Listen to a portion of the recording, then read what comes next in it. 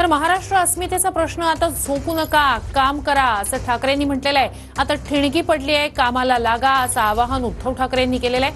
विरोधकांनी 2.5 वर्ष काम केलं नाहीये, 2.5 वर्ष काम केलं असतं तर घरी बसावं लागलं नसतं असं म्हणत शिंदेंनी उद्धव ठाकरेंच्या टीकेला प्रत्युत्तर दिलंय।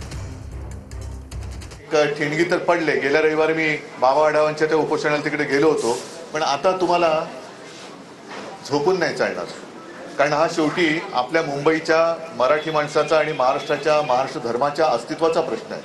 आणि योग्य वेळेला तुम्ही मशाल हातात घेतले, शिवसेनेचा भगवा हातामध्ये घेतलेला आहे।